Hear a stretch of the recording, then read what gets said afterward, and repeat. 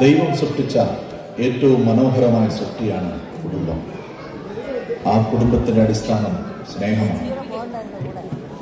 പണത്തിനു മീതെ പരുന്തും പറക്കില്ല എന്ന പഴഞ്ചൊല്ലിന്റെ ആവർത്തനമെന്നോണം ഇന്ന് സ്നേഹത്തിന്റെ കൂടാരങ്ങൾ പലപ്പോഴും ശിഥിലമായിക്കൊണ്ടിരിക്കുകയാണ്. അത്തരം അഭിനവ യാഥാർത്ഥ്യങ്ങളുടെ നേരെ വിരൽ ചൂണ്ടുന്ന ഒരു ചെറു നാടകമാണ് ഇന്ന് നിങ്ങൾക്ക് മുമ്പിൽ അവതരിപ്പിക്കുന്നത്. ഇതിലെ കാഴ്ചകളും സംഭാഷണങ്ങളും ഒന്നും പുതുമയുള്ളതല്ല. നമുക്ക് ചുറ്റും ആവർത്തിക്കുന്ന ചില പതിവ് യാഥാർത്ഥ്യങ്ങൾ മാത്രം. വിനയപൂർവ്വം ആരംഭിക്കട്ടെ നസസ്സിലെ തണൽ മരങ്ങൾ.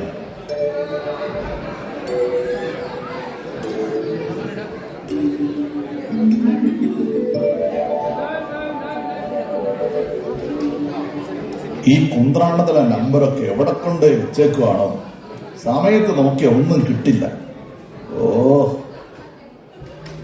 ആ കിട്ടി. ഹലോ, എടാ രാജുവേ, എടാ നല്ല പോത്തുണ്ടോടാ? അയ്യോ, ആര്? അച്ഛനാ? അയ്യോ സോറി അച്ഛാ, മാറിപ്പോയതാ. ഓ കണ്ണൊന്നും പിടിക്കുന്നില്ല അച്ചോ.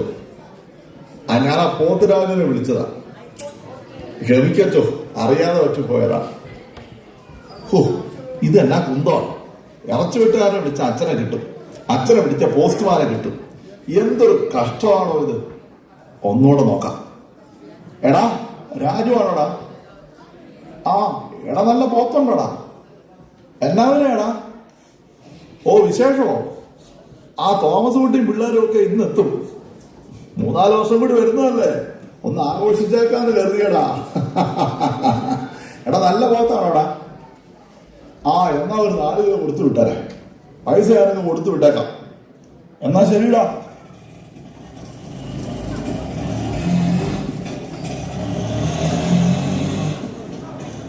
ഇതാരായി രാവിലെ തന്നെ? എന്നാ പറ്റിയിട്ട് നിനക്ക്? ഒന്നും പറയണ്ട, പള്ളിയുടെ മുറ്റത്ത് മൊത്തം പുല്ലല്ലേ. മഴയത്ത് നനഞ്ഞു കിടന്നത് കൊണ്ട് കാലൊന്ന് തെന്നി. എന്നിട്ട് വല്ലതും പറ്റിയോടി? ഭാഗ്യത്തിന് ദൈവം സഹായിച്ച് നടുവിടിച്ചു വീണില്ല. ആ ലക്ഷ്മി വന്നില്ലേ ഇതുവരെ? ഇല്ല. ആ ചൂട് വല്ലതും പിടിക്കണമെങ്കിൽ ഞാൻ വരാം. വേണ്ട, ഞാൻ കുറച്ച് കുഴമ്പെടുത്ത് തേച്ചോളാം. വലിയ പ്രശ്നമൊന്നും ഇല്ല. ആ തോമസ് കുട്ടി വിളിച്ചായിരുന്നോ? അവൻ എവിടെ എത്തിയോ ആവോ? അവനല്ലൊരു എന്നെ ഒന്നും വിളിക്കത്തില്ലല്ലോ, നിന്നോടല്ലേ പറഞ്ഞത്. എന്തിനാ നിങ്ങൾ എപ്പോഴും അതൊക്കെ പറഞ്ഞ് അവനെ വേദനിപ്പിക്കുന്നത്? അവനൊരു തെറ്റ് സംഭവിച്ചു പോയി, അതിനിങ്ങനെ എപ്പോഴും അവനെ കുറ്റപ്പെടുത്തണം? കുറ്റപ്പെടുത്തിയതല്ലടി, നമുക്കവൻ ഒറ്റ മകനല്ലേ ഉണ്ടായിരുന്നുള്ളൂ. എന്തൊക്കെ സ്വപ്നം കണ്ടതാ അവനെ കുറിച്ച്. എന്നിട്ടിപ്പോ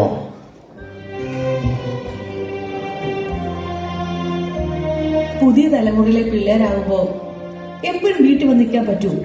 നമുക്ക് എങ്ങനെയെങ്കിലും ഒക്കെ ജീവിച്ചു പോകാന്നേ. എടി, നമ്മളിൽ ഒരാള് പോയാ പിന്നെ നീ അത് ചിന്തിച്ചു നോക്കിയിട്ടുണ്ടോ അന്നാമ്മേ?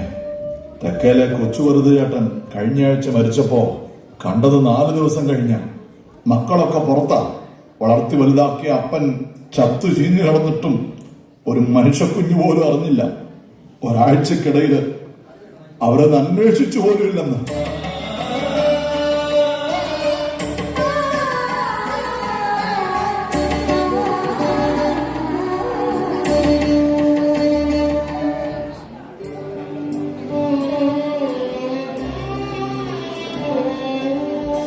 ആ ലക്ഷ്മി, എന്താ വരാൻ താമസിച്ചത്? കൊച്ചിനെയും കൊണ്ട് ആശുപത്രിയിൽ പോയതാ ചേച്ചി. എന്തു പറ്റി? പനി വല്ലതും ആണോ? ഇന്നലെ വീണ്ടും വീട്ടിൽ വന്നു ചേച്ചി. എന്തായാലും തല്ലുന്നത് കണ്ട് കൊച്ചു പോയി അയാളെ പിടിച്ചു. അയാളതിനെ ചവിട്ടി. കൊച്ചു തെറിച്ചു പോയി. എന്റെ കൊച്ചിന്റെ കൈവിരൽ ഒടിഞ്ഞു പോയി ചേച്ചി.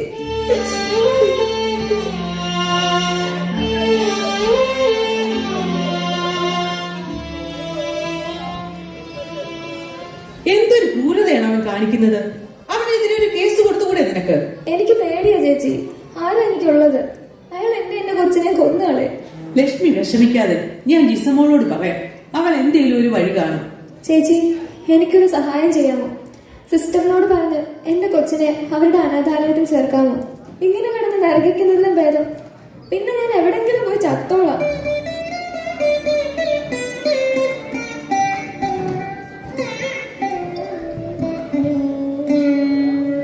ലക്ഷ്മി ചെല്ലും, അത്യാവശ്യം പണിയൊക്കെ തീർത്തിട്ട് നേരത്തെ പൊക്കും. ബാക്കിയൊക്കെ ഞാൻ ചെയ്തോളാം. അവര് വരുന്നോണ്ടാ കേട്ടോ.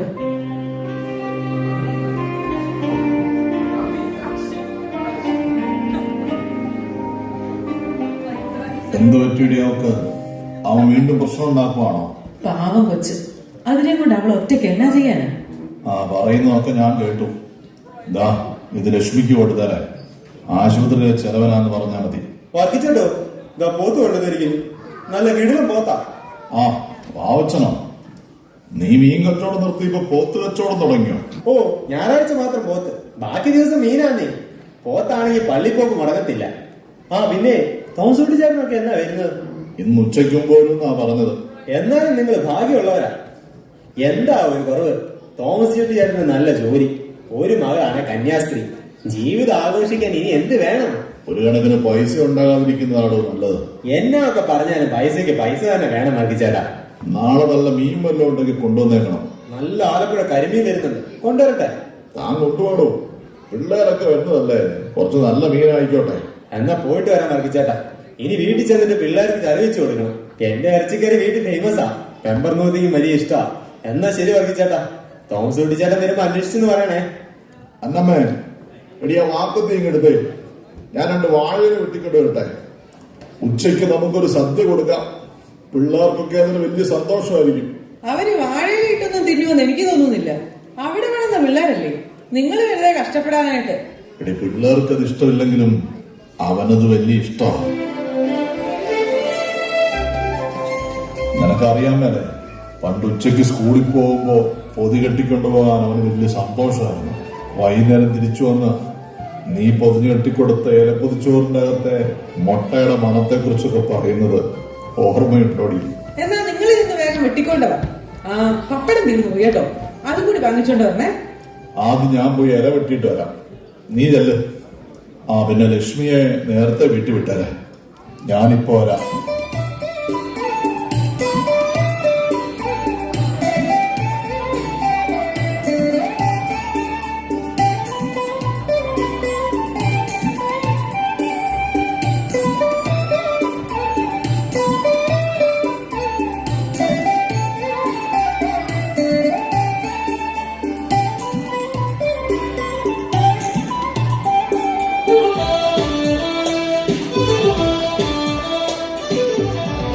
അന്നാമോ, എടി ഇതെല്ലാം എടുത്ത് വെച്ചോ. അവൻ വിളിച്ചോടി. ഇതുവരെ ഇല്ല. നിങ്ങൾ വന്ന് ചോറ് കഴിക്കേ. പ്രഷറും ഷുഗറും ഒക്കെ ഉള്ളതല്ലേ, നേരെ 2 മണിയാവുന്നു. മരുന്ന് കഴിക്കാനുള്ളതല്ലേ, അവർ വന്നോളൂ. വേണ്ടടി, അവൻ കൂടി വന്നിട്ട് കഴിക്കാം. പിള്ളേരുടെയൊക്കെ കൂടെ ഇരുന്ന് കഴിച്ചിട്ട് എത്ര കാലമായിടി. ഞാനൊന്ന് പോയി മേല് നനച്ചിട്ട് വരാം. എന്നാ ഞാനങ്ങ് ചെല്ലട്ടെ.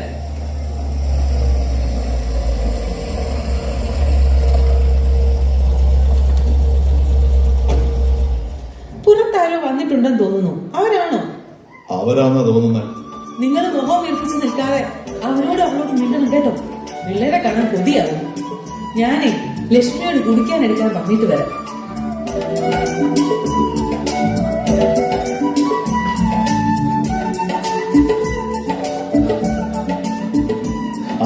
വന്നോ? തിരുവനന്തപുരത്താണോടാ വന്ന? അതെ, കുറച്ച് ലേറ്റ് ആയി. എടാ തോമസ് കുട്ടി, നീ വന്നോടാ. എടാ അവളും പിള്ളേരും ഒക്കെ എന്തിയടാ? അവൾക്കെന്തോ ലീവ് എടുക്കാൻ പറ്റിയില്ല. അവളില്ലാതെ പിള്ളേരും വരില്ല. പിന്നെ ഞാനും നിർബന്ധിച്ചില്ല. അവർക്കിവിടെ ഒന്നും സെറ്റ് ആകത്തില്ല.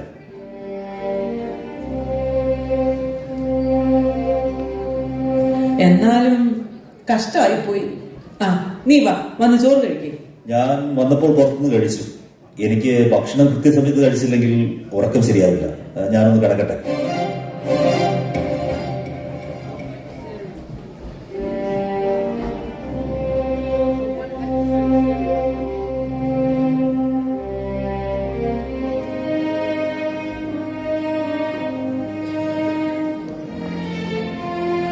ചാച്ച, അന്നമ്മോ, വിളമ്പ് വെച്ചതൊന്നും തിരിച്ചെടുത്ത് വെക്കണ്ട.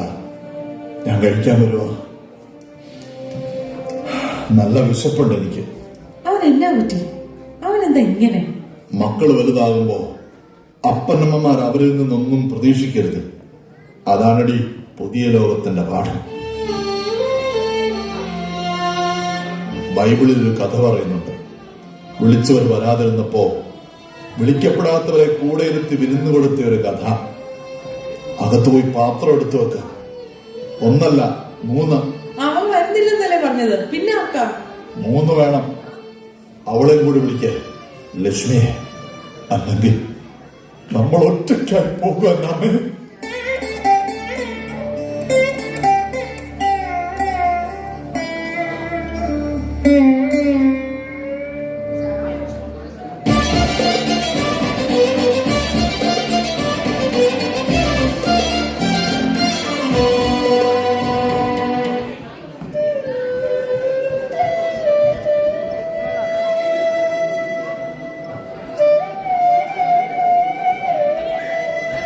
ചാച്ചാ, എന്നാ ഉറങ്ങുവാണോ? ആ മോളോ? ആ ജിസ്മിൻ മോളെ, നീ എന്താ ഒന്നും പറയാതെ ഇങ്ങോട്ട്? എനിക്കെന്താ, എന്റെ വീട്ടിൽ വന്നുകൂടെ? കർത്താവിനെ കെട്ടിച്ചു കൊടുത്തെങ്കിലും ഇത് ഇപ്പോഴും എന്റെ വീട് തന്നെയാണ്. എവിടെ എന്റെ ചേട്ടൻ? നേരിട്ട് കണ്ടാലെങ്കിലും ഓർമ്മയുണ്ടായെന്ന് നോക്കട്ടെ. എവിടെ? അതൊന്നും പറയണ്ട മോളെ. അവരെല്ലാവരും കൂടി വരുമെന്ന് പറഞ്ഞ് ചാച്ചൻ ആഴ്ചകൾക്ക് മുമ്പേ തുടങ്ങി ഒരുക്കവാ. വലിയ സന്തോഷമായിരുന്നു. പക്ഷെ അവൻ മാത്രമേ വന്നുള്ളൂ. വന്നതും എന്തൊക്കെയോ മാറ്റം. അവൻ പഴയതുപോലൊന്നും അല്ല മോളെ. ചാച്ചന് വലിയ വിഷമമായി. അതൊക്കെ നിനക്ക് തോന്നിയതായിരിക്കും. എവിടെ? ഞാൻ ചോദിക്കാമല്ലോ അവനോട്. അവൻ വന്നു, അകത്ത് കയറി, പിന്നെ മുറി കയറിയിരുന്നു.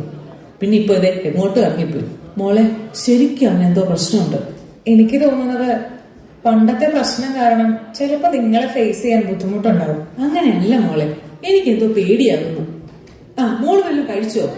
ഓഹോ, ഇവിടെ അമ്മയുടെ കൈ കൊണ്ടുണ്ടാക്കിയത് കഴിക്കാൻ വേണ്ടിയാണ് മഠത്തിലെ ഫീസ്റ്റ് പോലും വേണ്ടാന്ന് വെച്ച് വന്നത്. നല്ല വിശപ്പ്. എന്നതാ ഉള്ള കഴിക്കാൻ? എല്ലാം ഉണ്ട് മോളെ. ഉണ്ടാക്കി വെച്ചതൊന്നും ആരും കഴിക്കാനില്ലാഞ്ഞിട്ട് ഞാൻ അത് ലക്ഷ്മിക്ക് എടുത്തു കൊടുത്തു. പാവം, അവളുടെ കൊച്ചിന്റെ കൈ അവൻ തല്ലി ഒളിച്ചു. നിന്റെ ഓർഫനേജിൽ എങ്ങാനും ആ കൊച്ചിനെ നിർത്താൻ പറ്റുമോ എന്ന് ചോദിക്കാൻ പറഞ്ഞു. അതൊക്കെ നമുക്ക് പിന്നെ പറയാം. വേഗം എനിക്ക് ഫുഡ് എടുത്തേ. എന്നതാ സ്പെഷ്യല്? ആ നീ വാ, എല്ലാം തിന്ന് തീർത്തിട്ടേ നിന്നെ ഞാൻ വിടും.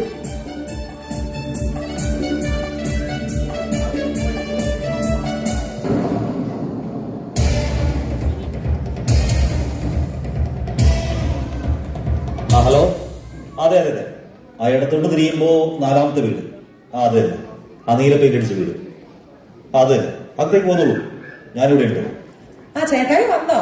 ഞാൻ അറിഞ്ഞില്ല, അകത്തായിരുന്നു. നിന്റെ വക്കീൽ പണിയൊക്കെ എങ്ങനെ പോകുന്നു? ഓ, അത് പാസ്സായെന്നല്ലേ ഉള്ളൂ. പിള്ളേരുടെ കൂടെയാണ് ഇപ്പോഴും. ആ ഓർഫനേജുമായി ബന്ധപ്പെട്ട് കുറെ കേസൊക്കെ ഉണ്ട്. അതാണ് ഇപ്പോഴത്തെ പണി.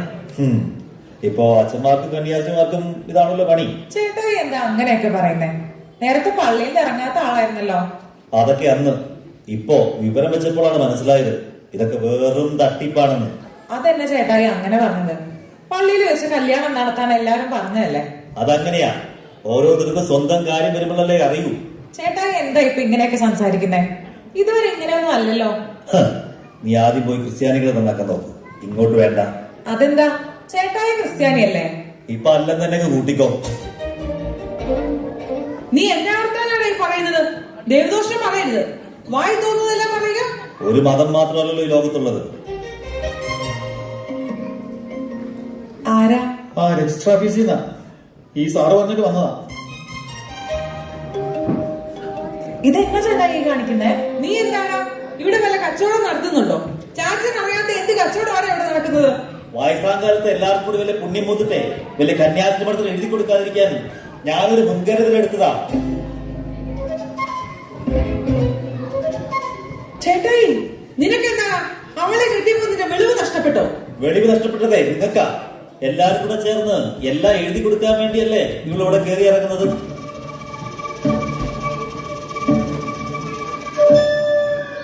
നിർത്തടാ നിന്റെ അഹങ്കാരം. ഇത് അവളുടെ കൂടെ വീടാ. ഇവിടെ അവൾ വരണോ വേണ്ടയോ എന്ന് തീരുമാനിക്കുന്നത് നീയല്ല, ഞങ്ങളാ. ഇനി ഞാനിവിടെ വരുന്നതാണ് പ്രശ്നമെങ്കിൽ ഞാൻ പോവുക. ചാച്ചനും അമ്മയ്ക്കും എന്നെ കാണാൻ തോന്നുമ്പോ അങ്ങോട്ട് വന്നാൽ മതി. നീ എവിടെ പോവാ? അവിടെ നിൽക്കുക. എവിടെയോ കണ്ട പെണ്ണിനെയും കൂട്ടിക്കൊണ്ടുവന്ന് വീട്ടിൽ കയറിയപ്പോ ഞങ്ങൾ എതിർത്തു. അതിലെന്നതാണ് അവർ തെറ്റ്? ഊരും പേരും അറിയാത്ത അവള് നിന്റെ ജീവിതം മുടക്കുമെന്ന് അറിഞ്ഞിട്ട് തന്നെയാ അന്ന് ഞങ്ങൾ എതിർത്തത്. എന്നിട്ട് നീ എന്താ ചെയ്തത്? അവളെ തന്നെ രജിസ്റ്റർ മാരേജ് ചെയ്ത് അവളുടെ കൂടെ നാട് വിട്ടു. എന്നിട്ടെല്ലാം തീർന്നപ്പോ വന്നേക്കുക അപ്പന്റെ സ്വത്തെഴുതി വാങ്ങിക്കാൻ. ചാച്ച വേണ്ട, നിർത്ത്. ഇല്ല മോളെ, ഇനി ഇത് പറയാൻ എനിക്ക് പറ്റിയൊന്നും വരില്ല. കവലയിൽ ചെന്നപ്പോ എല്ലാം അറിഞ്ഞുകൊണ്ട് തന്നെ ഞാൻ വന്നത്. ഇവന്റെ ജോലിയും പോയി, എല്ലാം പോയി. ഇവനെ ഇട്ട് ചവളും പിള്ളേരും പോയടി. എന്നിട്ട് സ്വത്തെഴുതി വാങ്ങിക്കാൻ വന്നിരിക്കുന്നു. ഞാൻ ഈ കേൾക്കുന്നതൊക്കെ സത്യമാണോ മോനെ?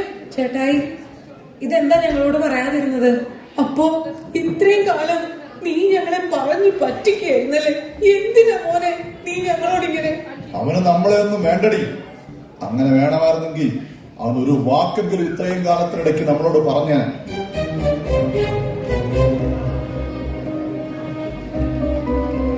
ചാച്ച, നമുക്ക് എങ്ങനെയെങ്കിലും ചേട്ടായി പറഞ്ഞു മനസ്സിലാക്കണം. എന്തു മനസ്സിലാക്കാൻ? ഓരോ തവണ അവൻ ഫോൺ വിളിക്കുമ്പോഴും ഒരു തവണയെങ്കിലും എന്നെ ഒന്ന് അന്വേഷിക്കുകയെങ്കിലും ചെയ്യുമെന്ന് ഞാൻ കരുതി. പക്ഷെ ഇല്ല. പ്രായമാകുമ്പോ അപ്പനമ്മമാര് കേൾക്കാൻ കൊതിക്കുന്ന ഏറ്റവും സന്തോഷമുള്ള ശബ്ദം തന്റെ മക്കളുടെ സ്നേഹമുള്ള ഒരു വിളിയാ. അതുപോലും അവൻ എനിക്ക് തന്നില്ല മോളെ.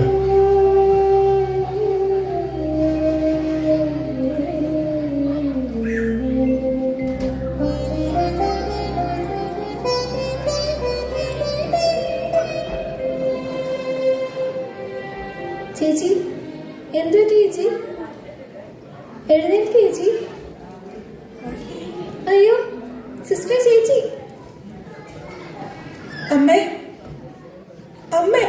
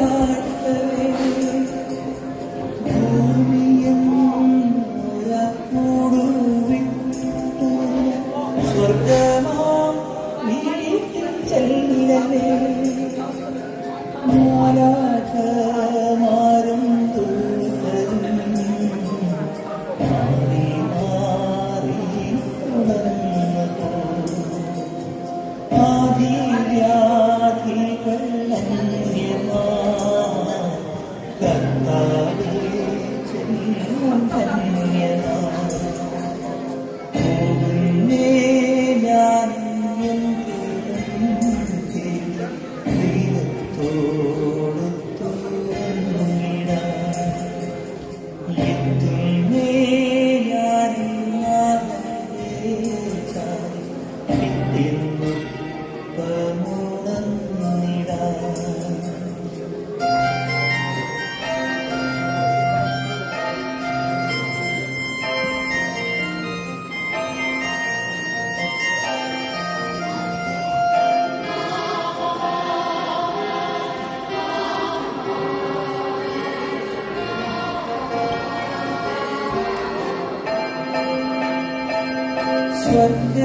സ്വർഗരാജ്യത്തിൽ ചെന്ന നേരത്ത് കർത്താവിനോട് ചോദിച്ചു, സ്വന്ത ബന്ധങ്ങൾ വിട്ടു പോന്നപ്പോൾ നൊന്തുവീറിയോ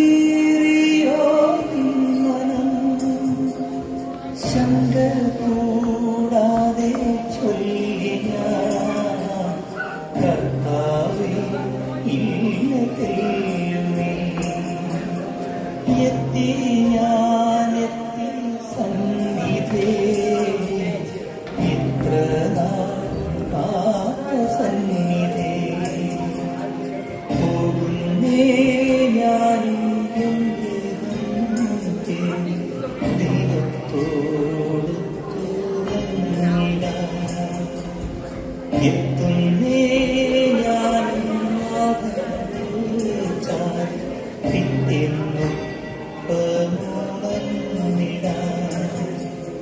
കരയുന്നോ നിങ്ങൾ ഇന്ത്യയായി ഞാൻ സ്വന്തം ദേശത്ത് പോകുമ്പോ? കഴിയുന്നു യാത്ര ഇത്ര നാട്ട് ഭവനത്തിൽ ഞാൻ ചെന്നിതാ. പോകുന്നേ ഞാൻ എന്ത്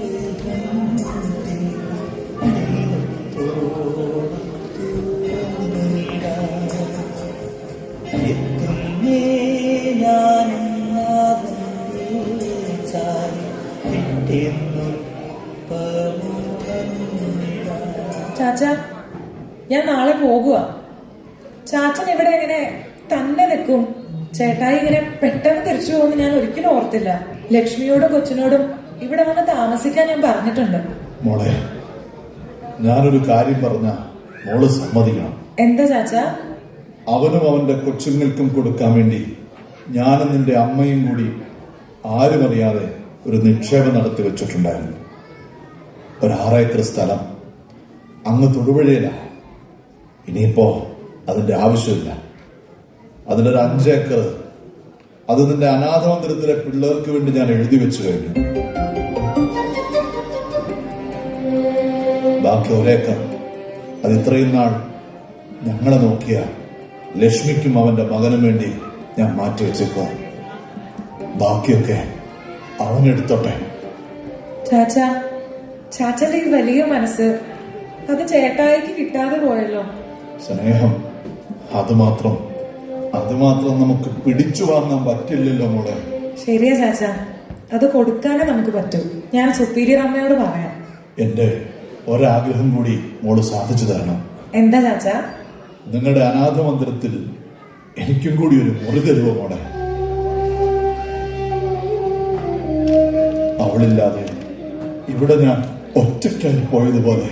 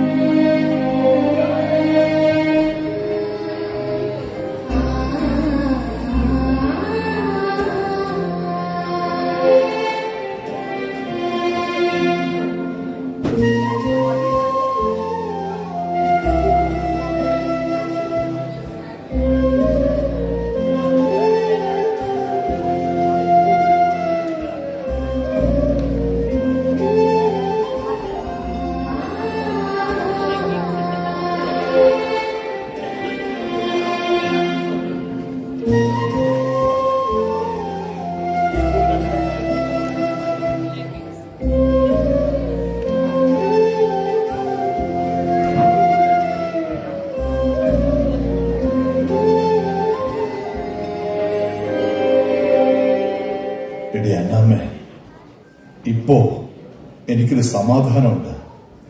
എല്ലാ ഉത്തരവാദിത്വവും ഇറക്കി വെച്ചപ്പോ ഒരാൾ കാണാൻ വന്നിട്ടുണ്ട് കേട്ടോ.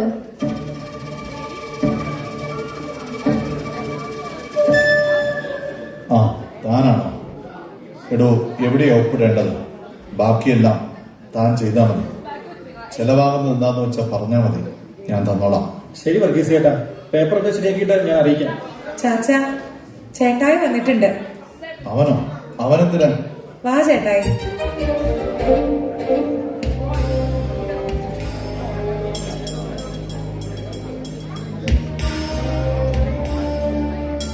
ചാച്ചാ, എന്തിനാണ് വന്നത്? നീ ചോദിച്ചതൊക്കെ നിന്റെ പേരിൽ തന്നെ എഴുതി വെച്ചിട്ടുണ്ട്. അല്ലെങ്കിലും നിനക്കുള്ളതായിരുന്നല്ലോ എല്ലാം. പിന്നെ എന്തിനാണ് നീ? ചാച്ച ചാച്ച എന്നോട് ക്ഷമിക്കണം. കടം വാങ്ങി മടുത്തപ്പോഴാണ് ഞാൻ ഇങ്ങനെയൊക്കെ ചിന്തിച്ചു പോയത്. അതന്ന് പറയാനുള്ള ധൈര്യം എനിക്കുണ്ടായിരുന്നില്ല. അപ്പൊ നീ തിരിച്ചു പോയില്ലേ ഇതുവരെ? ഇല്ല ചാച്ച, എനിക്കിനി നിങ്ങൾ മാത്രമേ ഉള്ളൂ.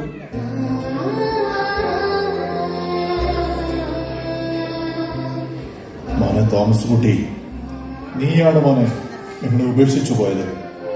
ഞങ്ങളെപ്പോഴും നിന്റെ കൂടെ തന്നെ ഉണ്ടായിരുന്നു. ചാച്ച വരണം വീട്ടിലേക്ക്. വരില്ല എന്ന് ഞാൻ പറയില്ല, പക്ഷെ ഇപ്പോഴില്ല. അതിന് നിന്റെ വീടാ, ഒരു പുതിയ ജീവിതം നിനക്ക് തുടങ്ങാനുള്ള നിന്റെ കൂടാരം. അവിടെ ഞങ്ങളെല്ലാവരും ഉണ്ട്. നീ അവിടെ ഒരു കുടുംബം കെട്ടുമ്പോഴേക്കും ഞാൻ തന്നെ വന്നോളാം.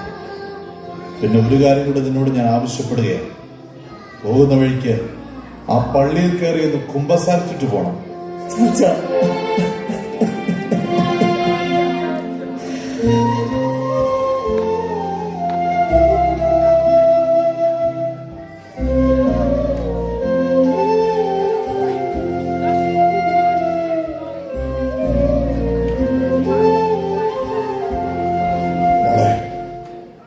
നീ ഒന്ന് മടത്തിപ്പോകണമെന്ന് പറഞ്ഞ് വാശി പിടിച്ചു നിന്നപ്പോ ഞങ്ങളോർത്തു നിന്നെ ഞങ്ങൾക്ക് എന്നേക്കുമായി നഷ്ടപ്പെടുകയാണെന്ന്. പക്ഷേ ഇന്നാണ് നിന്റെ ഈ വിളി എത്ര മനോഹരമാണെന്ന് എനിക്ക് ബോധ്യമായത്.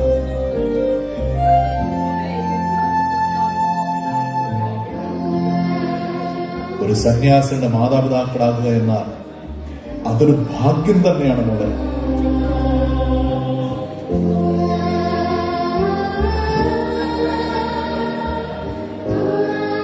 ചാച്ച, ഈശോ മിശിഹായ്ക്ക് സ്തുതിയായിരിക്കട്ടെ. എപ്പോഴും എല്ലായ്പ്പോഴും സ്തുതിയായിരിക്കട്ടെ മോളെ.